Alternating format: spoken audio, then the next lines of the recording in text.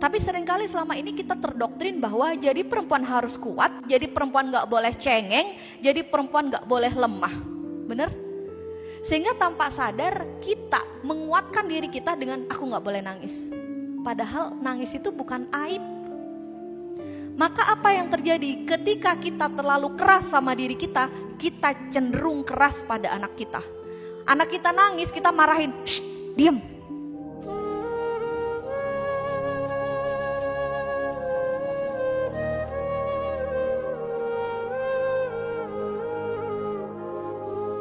Ada sebuah penelitian, 2 air mata diteliti. 1 air mata yang keluar karena motong bawang, panas keluar air mata. 1 ngeluarin air mata karena dia sedih. Ternyata air matanya komponennya berbeda. Yang motong bawang netral, tidak ada kandungan apapun. Tapi air mata yang keluar karena dia sedih ternyata banyak racunnya.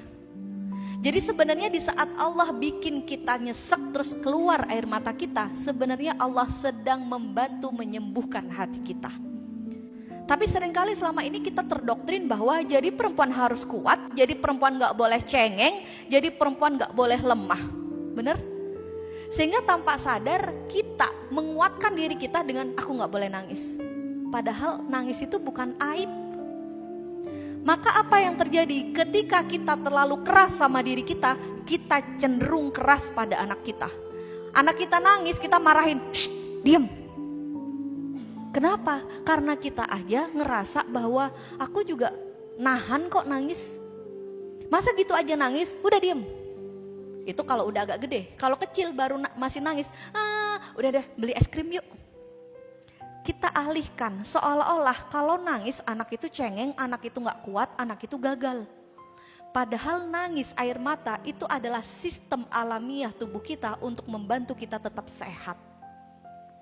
Jadi mulai hari ini ibu-ibu PKK yang ada di sini, kalau anaknya nangis gak usah dimarahin, temenin. Nangis terus nak, mama ada untuk kamu.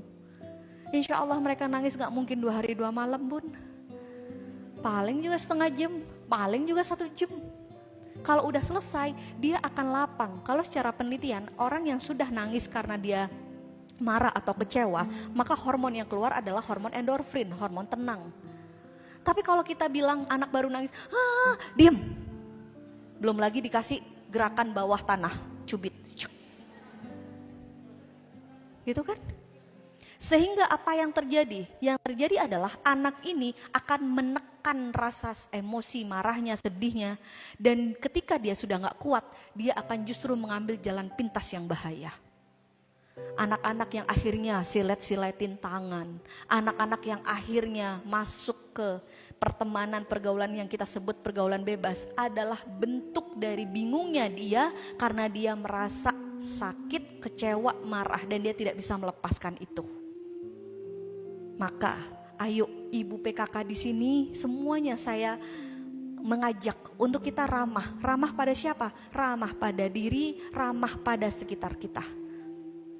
Kenapa? Karena kalau kita keras sama diri kita, maka kita akan cenderung keras sama orang lain. Kita gak nangis, begitu ngeliat teman kita ada masalah nangis, kita bilang gitu aja nangis bu. Akan kayak gitu. Saya ini ujiannya lebih banyak bu, tapi biasa. Bukan biasa itu bun. Bukan biasa, itu hanya kadang sedang merasa lebih kuat tapi suatu hari nanti akan chaos. Dan yang ada adalah sekarang banyak banget kondisi di mana perempuan ternyata menjadi hakim untuk perempuan lain, bener? Betul? Makanya kita akan bikin Jember yang ramah sama perempuan, yang penuh cinta.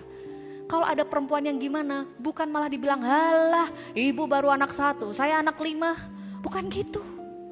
Tapi kita paham empati dan itu akan dimulai kalau kita bisa ramah sama diri kita. Oke? Kita sering beranggapan bahwa kita pasti beranggapan bahwa orang tua kita adalah amanah, benar? Suami kita amanah, anak kita amanah. Tapi ada satu hal yang kita sering lupa, bahwa diri kita juga amanah. Bun, colong jujur jawab ini. Kalau bunda lagi sakit tapi ada pekerjaan rumah yang belum selesai, Anda milih istirahat dulu atau nyelesain pekerjaan rumah? Kenapa harus sekeras itu? Padahal Islam itu agama yang humanis. Islam itu kayak contoh, perjalanan aja sholat bisa dijamak, bisa dikosor kalau jaraknya sudah sesuai. Kalau kita terlambat bangun, dikasih izin kodok. Gak kuat sholat berdiri, boleh duduk. Islam tuh agama yang sangat humanis. Bahkan di Al-Quran Allah bilang, istatoktum, semampumu. Ada gak sih ayat di Al-Quran yang bilang gini, ibu-ibu kalau rumahnya belum rapi sebelum jam 8 pagi, maka neraka bagimu. Ada? Kenapa kalau kita lagi sakit, kenapa nggak tunaikan dulu kebutuhan kita istirahat? Kenapa kita milih beres-beres tapi kita marah, tapi kita lisan kita nyakitin anak, tapi hati kita dongkol sehingga nggak dapat pahalanya. Dan kita menzolimi diri kita sendiri. Ini langkah pertama agar kita ramah pada diri kita sendiri. Kita nggak akan bisa merasakan kemahabaikan Allah, kasih sayang Allah kalau kita masih terlalu keras sama diri kita sendiri. Terus kalau kita bilang, tapi Bun gimana nanti kalau rumah nggak bersih? Bun, Anda boleh cek di Al-Quran. Nggak ada Allah bilang perempuan yang rumahnya bersih maka masuk surga dari jalur manapun, nggak ada. Allah minta kita jaga marwah kita, jaga marwah suami, akhlak kita. Itu yang Allah minta, taat pada perintah dan jauhi larangan Allah. Itu yang Allah minta. Jadi yuk mulai ramah sama dirinya.